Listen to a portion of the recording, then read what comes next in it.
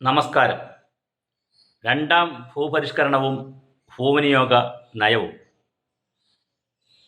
കേരളം രൂപപ്പെട്ടത് തിരുവിതാംകൂറും കൊച്ചിയും മലബാറുമെല്ലാം ചേർത്ത് 1957 കേരളമാകുന്ന ഭൂമി അല്ലെങ്കിൽ കേരളത്തിൻ്റെ ഭൂപ്രകൃതി രൂപപ്പെട്ടിട്ട് നൂറ്റാണ്ടുകളാകുന്നു. ഈ പ്രദേശത്ത് 75% വനപ്രദേശമായിരുന്നു. മലകളും അളകളും ചേർന്ന മലയാള നാട്ടിൽ കടലിൻ്റെ സാമീപ്യം വളരെ വലുതായിരുന്നു. കടലിറങ്ങിയിട്ടാണ് ഇടനാടിൻ്റെ പ്രധാന പ്രദേശങ്ങൾ ഉണ്ടായിട്ടുള്ളത്. അത് മറ്റൊരു ഭൂപ്രകൃതി ചരിത്രം, അതവിടെ നിൽക്കട്ടെ. കേരളത്തിലെ ജൈവവൈവിധ്യത്തെ തകർക്കുന്നതിൻ്റെ ആദ്യ പാഠങ്ങൾ തുടങ്ങുന്നത് ഒരുപക്ഷെ ബ്രിട്ടീഷുകാരുടെ കാലഘട്ടത്തിൽ നിലമ്പൂർ കാടുകളിലെ തടികൾ വെട്ടിക്കൊണ്ടായിരിക്കും.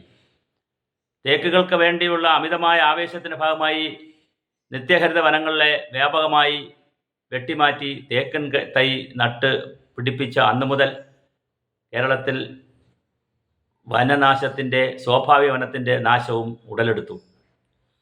അതിനു മുമ്പേ കല്ലായിപ്പുഴയുടെ തീരത്ത് ചെറിയ തോതിൽ തടിക്കച്ചവടമൊക്കെ ഉണ്ടായിരുന്നുവെങ്കിലും അത് വളരെ ചെറിയ തോതിൽ മാത്രമായിരുന്നു. വ്യാപകമായി മരമുണ്ടങ്ങൾ ഉണ്ടായിരുന്ന കാലഘട്ടത്തിൽ ചെറിയ തോതിലുള്ള തടിക്കച്ചവടമൊന്നും അത്ര വലിയ വനനശീകരണമായിരുന്നില്ല. എന്നാൽ ബ്രിട്ടീഷുകാരുടെ കാലത്ത് ആരംഭിച്ച വനനശീകരണ പ്രവർത്തനങ്ങളാണ് വ്യാപകമായി വന്നത്. പിന്നെ ഇങ്ങോട്ട് വനനശീകരണത്തിൻ്റെ ഒരു ചരിത്രം തന്നെയുണ്ട്. ഇന്നിപ്പോൾ 30% പോലും 25% പോലും വനമില്ല. 33% വനം വേണം എന്നാണ് കണക്ക്. പക്ഷെ അത്രയും വനമില്ല, അതവിടെ നിൽക്കട്ടെ. കേരളത്തിൻ്റെ ചരിത്രത്തിൽ വനം നഷ്ടപ്പെട്ടു എന്ന് മാത്രമല്ല, വനവൽക്കരണത്തിന് വേണ്ടി നടത്തിയ അക്കേഷ്യവും മാഞ്ചിയവും പോലുള്ള മരങ്ങൾ വച്ചുള്ള മറ്റൊരു ദുരന്തവും കേരളത്തിൽ നടന്നു. ഇത് വനവൽക്കരണത്തെക്കുറിച്ചുള്ള വീഡിയോ അല്ലാത്തതിനാൽ ആ വിഷയം നമുക്ക് മറ്റൊരു വീഡിയോയിൽ ചെയ്യാം.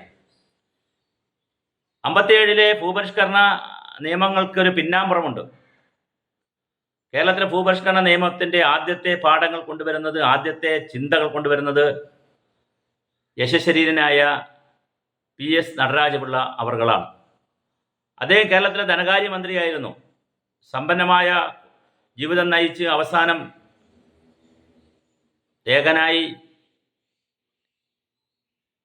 വളരെ സാധാരണ മനുഷ്യരായി സാധാരണ ജീവിതം നയിച്ച് രാഷ്ട്രീയത്തിൻ്റെ വലിയ അടയാളമായി മാറിയ ആദർശത്തിൻ്റെ അപ്പോസ്തലനായിരുന്ന ശ്രീ PS നടരാജപിള്ള അവർകളാണ് ഭൂമിയുടെ പ്രത്യേക അവകാശങ്ങൾ അവസാനിപ്പിക്കുവാനുള്ള ബില്ലും തിരുവിതാംകൂർ കൊച്ചി വെറും പാട്ടാധാര ബില്ലും കുടിയിരിപ്പുകാരെ ഒഴിപ്പിക്കുന്ന നിരോധിക്കൽ ബില്ലും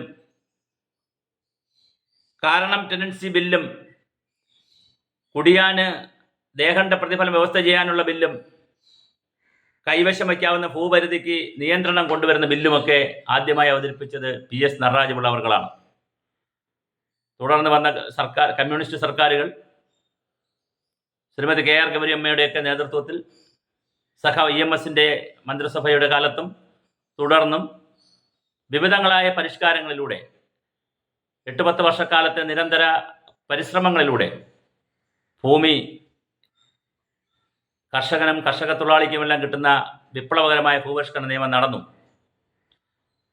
ഭൂപരിഷ്കരണ നിയമം നടപ്പിലാക്കിയപ്പോൾ വിചാരിച്ചിരുന്നത്, അങ്ങനെ ഒരു നിയമം നടപ്പിലാക്കിയാൽ ഭൂമിയുടെ കൈവശാവകാശം കർഷകനും കർഷക തൊഴിലാളിക്കും കിട്ടിയാൽ തീർച്ചയായും ഇവിടെ കൂടുതൽ കൃഷി ഉണ്ടാകും എന്നൊരു ചിന്തയുണ്ടായി.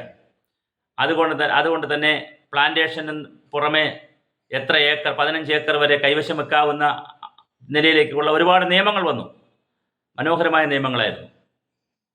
പക്ഷേ ഭൂപരിഷ്കരണം നടത്തി തുണ്ടവൽക്കരിച്ച് ഭൂമിയെ കഷണങ്ങളാക്കി മാറ്റി വ്യക്തികളുടെ കൈകളിൽ ഭൂമി കിട്ടിയെങ്കിലും ഭൂമി കൈവശം കിട്ടിയവരും വീണ്ടും കൃഷി ചെയ്യുവാൻ കൃഷിക്കാരെ തേടിയത് കൊണ്ടാണോ, അങ്ങനെയും ഒരു മാനമുണ്ട്, തേടിയത് കൊണ്ടാണോ, കാർഷിക മേഖലയിൽ നഷ്ടമായത് കൊണ്ടാണോ, കാർഷിക മേഖല അന്യം നിന്ന്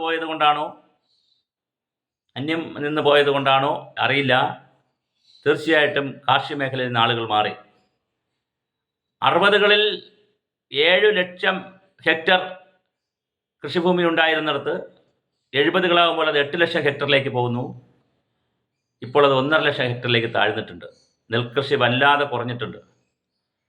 മിശ്രിത വിളകൾ മാറി ഏകവിളകളിലേക്ക് പോയി. ഞാൻ പറഞ്ഞ പോലെ മാഞ്ചിയവും തേക്കും അക്കേഷ്യയും പിന്നെ തുടർന്ന് വന്നിട്ടുള്ള നമ്മുടെ റബ്ബറുമൊക്കെ വല്ലാതെ കേരളത്തിൻ്റെ ഭൂമിക്ക് കീഴടക്കി. അങ്ങനെ വ്യാപകമായ തോതിൽ ഏകവിളകളിലേക്ക് പോയി ബഹുവിള സമ്പ്രദായത്തിന് പോയപ്പോൾ നമ്മൾ ഇല്ലാതാക്കിയത് നമ്മുടെ സൂക്ഷ്മ കാലാവസ്ഥയാണ്. ഗൾഫ് രാജ്യങ്ങളിൽ നിന്ന് വന്ന പണം നമുക്ക് കൃത്യമായി പ്രയോജനപ്പെടുത്താൻ കഴിയാതെ പോയപ്പോൾ കാർഷിക മേഖലയിലേക്കും ഉത്തരവാദിത്തപ്പെട്ട വ്യവസായ മേഖലകളിലേക്കും പരിസ്ഥിതി സൗഹൃദ ടൂറിസത്തിലേക്കുമൊന്നും ഗൾഫിൽ നാടുകളിൽ നിന്ന് വന്ന ലക്ഷക്കണക്കിന് രൂപ നമുക്ക് ചെലവഴിക്കാൻ കഴിയാതെ വന്നപ്പോൾ, കോടിക്കണക്കിന് രൂപ വഴിതിരിച്ച് വിടാൻ കഴിയാതെ വന്നപ്പോൾ ഇവിടുത്തെ ശമ്പള പരിഷ്കരണത്തിൻ്റെയും റബ്ബറിൻ്റെയും അങ്ങനെ ധാരാളം പണം മലയാളിയുടെ കയ്യിലുണ്ടായ മുഴുവൻ പണവും പോയത് റിയൽ എസ്റ്റേറ്റ് മേഖലകളിലും കെട്ടിടങ്ങൾ വയ്ക്കുന്നിടത്തും റോഡ് നിർമ്മാണത്തിലും റിസോർട്ട് നിർമ്മാണത്തിലും ഷോപ്പിംഗ് കോംപ്ലക്സുകളുടെ നിർമ്മാണത്തിലേക്കുമൊക്കെയാണ്, വാഹനം വാങ്ങുന്നതിലേക്കുമൊക്കെയാണ്. അതിൻ്റേതായ കാരണങ്ങളുണ്ട്. അതിൻ്റെ സാമൂഹ്യ രാഷ്ട്രീയ സാംസ്കാരിക കാര്യങ്ങൾ നമുക്ക് മറ്റൊരു വീഡിയോയിൽ ചർച്ച ചെയ്യാം. എന്തായാലും ഇവിടെ ഒന്നാമത്തെ ഭൂപരിഷ്കരണ നിയമം നടന്ന് ധാരാളം കർഷകർക്കും കർഷകത്തൊഴിലാളികൾക്കും ഭൂമി കിട്ടിയെങ്കിലും ഭൂവിനിയോഗത്തിൽ വലിയ മാറ്റമുണ്ടായി.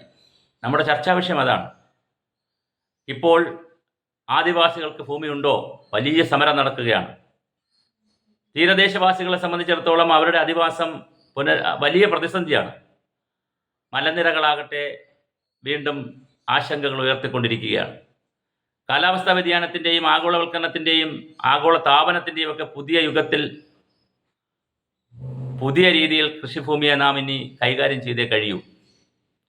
നഷ്ടപ്പെട്ടു പോയ ബഹുവിള സമ്പ്രദായം, മിശ്രിത വിളകളുടെ രീതികൾ ഒക്കെ നമുക്ക് തിരിച്ചു കൊണ്ടുവരേണ്ടതുണ്ട്. ഇങ്ങനെ ഒറ്റപ്പെട്ട് കിടക്കുന്ന കൃഷിഭൂമികളായി ഒരു വലിയ കൃഷിഭൂമിയും അതിനകത്തൊരു വീടും ഒക്കെ ഇരിക്കുന്ന കൃഷിഭൂമി സമ്പ്രദായം കൊണ്ടിനെ നമുക്ക് മുന്നോട്ട് പോകാൻ കഴിയില്ല. ധാരാളം സർക്കാർ ഉദ്യോഗസ്ഥരുടെ കയ്യിൽ വസ്തുക്കെടുപ്പുണ്ട്. അവിടെയെല്ലാം കൃഷി നടക്കുന്നുണ്ടോ എന്ന് നമുക്കറിയില്ല. മുതലാളിമാരുടെ കൈവശം ഭൂമിയുണ്ട്. ലോകത്ത് ഒരു രാജ്യങ്ങളിലും, പ്രത്യേകിച്ച് ചൈന പോലുള്ള വികസിത രാജ്യങ്ങളിലോ മറ്റൊരു രാജ്യത്തും തന്നെ കൃഷിഭൂമി വെറുതെ ഇട്ടേക്കാൻ കഴിയില്ല. അത് കൃഷി ചെയ്യാനുള്ള അവകാശമുണ്ട് മനുഷ്യർക്ക്. അത് കൃഷി ചെയ്യാൻ താല്പര്യമില്ലെങ്കിൽ അത് കൃഷി ചെയ്യുന്നവർക്ക് പാട്ടത്തിനോ മറ്റ് പല രൂപത്തിലോ കൊടുക്കേണ്ടതുണ്ട്, അല്ലെങ്കിൽ സർക്കാർ തിരിച്ചെടുക്കും. നമ്മുടെ നാട്ടിൽ അങ്ങനത്തെ നിയമങ്ങളൊന്നും കൊണ്ടുവരിക പ്രായോഗികമല്ല. നമ്മളൊരു ജനാധിപത്യ സമൂഹത്തിലാണ് ജീവിക്കുന്നത്. പക്ഷേ ഇവിടെ കൃഷിഭൂമി, ഏറ്റവും ഫലഭൂഷ്ടമായ മണ്ണ്, ഏറ്റവും ഫലഭൂഷ്ടമായ ഭൂമി നാം വെറുതെ ഇട്ടിരിക്കുന്നു. ട്രാപ്പ് ചെയ്യപ്പെടുന്ന വയലുകൾ നികത്തപ്പെടുന്നു. ദിവസവും ഏറ്റവും കൂടുതൽ നടക്കുന്ന ഒരു പ്രോസസ്സ് ഭൂമി തരംമാറ്റം ചെയ്ത് കിട്ടുന്നതിന് വേണ്ടിയുള്ള അപേക്ഷകളുടെ കൂമ്പാരമാണ്. വനഭൂമി വ്യാപകമായി കുറയുന്നു. തണ്ണീർത്തടങ്ങൾ നികത്തുന്നു, കുളങ്ങൾ നികത്തുന്നു, നദികൾ കയ്യേറുന്നു, മലിനപ്പെടുത്തുന്നു. കൃഷിഭൂമി കൃഷിക്കാരുടെ അല്ലാത്തവരുടെ കയ്യിലും ഇരിക്കുന്നു. കൃഷിഭൂമിയിൽ എല്ലായിടത്തും വ്യാപകമായി കൃഷി നടക്കുന്നില്ല. തൽഫലമായി നമുക്കാവശ്യമായ പച്ചക്കറി മുഴുവൻ വരുന്നത് തമിഴ്നാട്ടിൽ നിന്നാണ്. അത് കീടനാശിനി അടിച്ചതാണ്, രാസവളം അടിച്ചതാണെന്നൊക്കെ പറഞ്ഞ് നാം വലിയ പരാതി പറയുമ്പോഴും കേരളത്തിന് ആവശ്യമായ പച്ചക്കറി ഇപ്പോഴും പുറത്തു വരുന്നത് മറ്റ് സംസ്ഥാനങ്ങളിൽ നിന്നാണ്. നമുക്കാവശ്യമായ മുട്ട വരുന്നത് തമിഴ്നാട്ടിൽ നിന്നാണ്. അരി വരുന്നത് മറ്റ് സംസ്ഥാനങ്ങളിൽ നിന്നാണ്. തോവാളയിലെ പൂക്കൾ ഉപയോഗിച്ചാണ് മലയാളിയുടെ ഓണം ആഘോഷിക്കുന്നത്. അപ്പോൾ നമ്മുടെ പ്രദേശങ്ങൾ തരിശിട്ടും അല്ലാതെയുമൊക്കെ വെറുതെ ഇട്ടതിന് ശേഷം മനോഹരമായ കൃഷിഭൂമിയെ മറ്റൊന്നും ചെയ്യാതെ സൂക്ഷിച്ചതിന് ശേഷം വിദേശ രാജ്യങ്ങളിലെ പണം കൊണ്ടും തുക കൊണ്ടും നാം ജീവിക്കുകയും മറ്റൊരു സമ്പദ്ഘടനയായി മാറുകയും ചെയ്തതിന് ശേഷം ഭൂമിക്ക് മേലുള്ള സമ്മർദ്ദത്തിൻ്റെയും അധിനിവേശത്തിൻ്റെയും കാര്യങ്ങളെക്കുറിച്ച് നാം ചർച്ച ചെയ്തിട്ട് കഥയില്ല. 1972 വളരെ ആവേശത്തോടുകൂടി സന്തോഷത്തോടുകൂടി കേരള സർക്കാർ ആരംഭിച്ച സ്ഥാപനമാണ് സംസ്ഥാന ഭൂവിനിയോഗ ബോർഡ്. ഞാൻ അവിടെയും കുറച്ചു കാലം ജോലി ചെയ്തിരുന്നു. ആ ബോർഡ് രൂപീകരിക്കുമ്പോൾ അതിന് വളരെ ഉന്നത അധികാര സ്വഭാവമുള്ള ചീഫ് സെക്രട്ടറി റാങ്കിലുള്ള ഉന്നത അധികാര സ്വഭാവമുള്ള ഒരു കമ്മീഷണറെ വച്ച്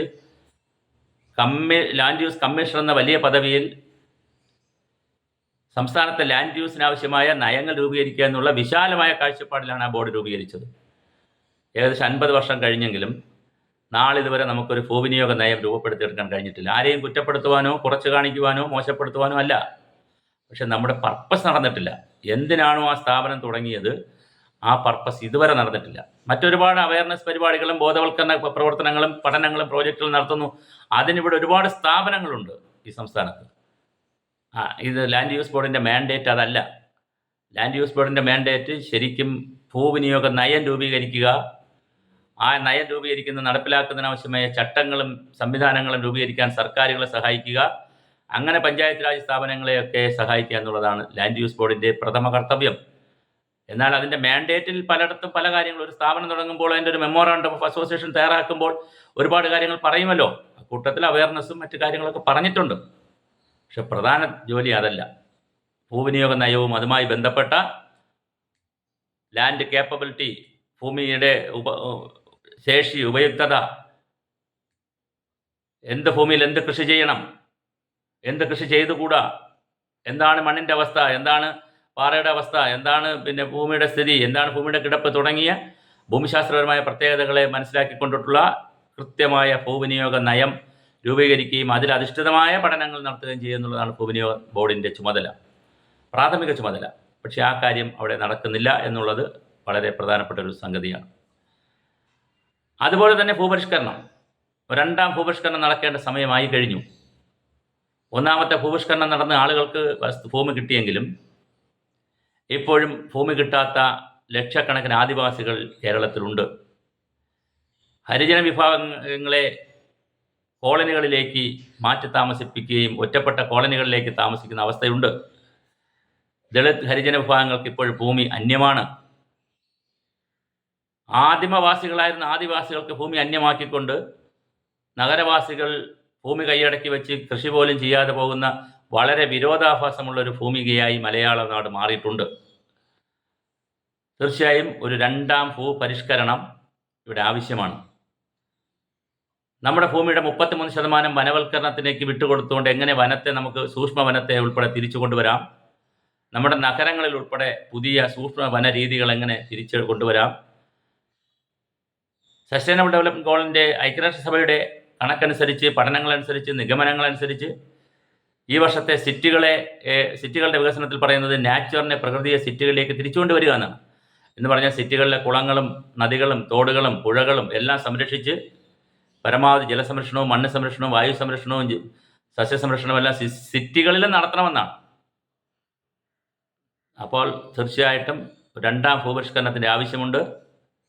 രണ്ടാം ഭൂപരിഷ്കരണം എന്ന് പറയുന്നത് ഭൂമി എത്ര ഭൂമി കൈവശം വയ്ക്കാം, ആ ഭൂമി കെട്ടിടാവശ്യത്തിന് എത്ര ഭൂമി ഉപയോഗിക്കാം, കൃഷി ആവശ്യങ്ങൾക്ക് എത്ര ഭൂമി ഉപയോഗിക്കാം, എന്തെല്ലാം കൃഷികൾ അവിടെ ചെയ്യാം, എന്ത് കൃഷി ചെയ്തുകൂടാ,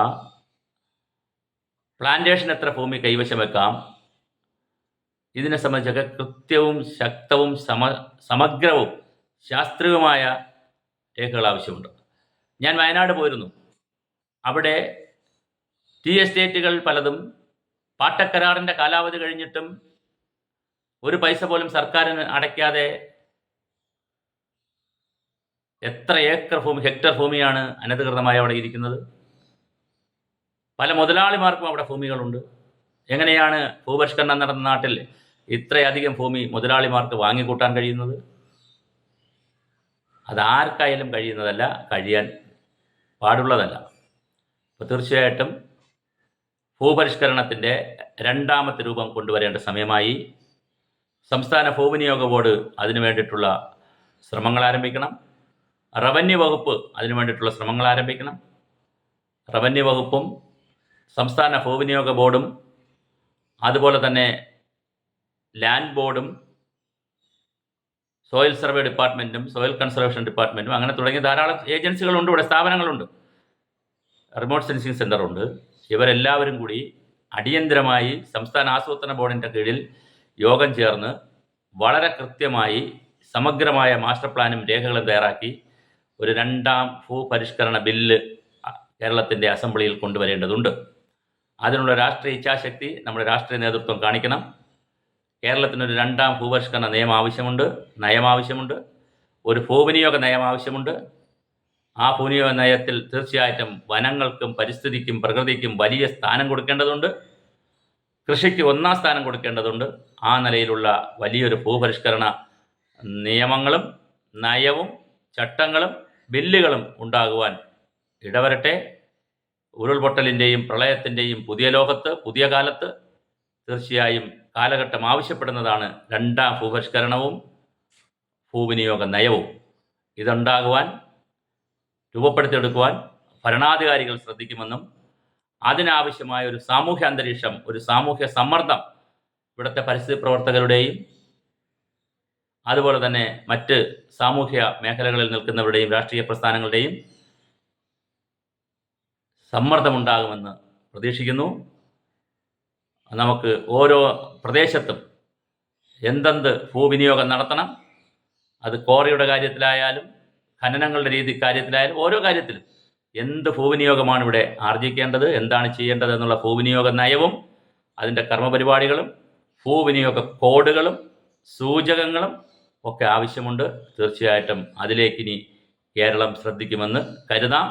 അത് നമ്മുടെ നാളുകളുടെ നിലനിൽപ്പിന് ഏറ്റവും അത്യാവശ്യമായി നാം സൂക്ഷിക്കേണ്ടുന്ന പ്രധാനപ്പെട്ട ഒരു ഘടകമാണ്.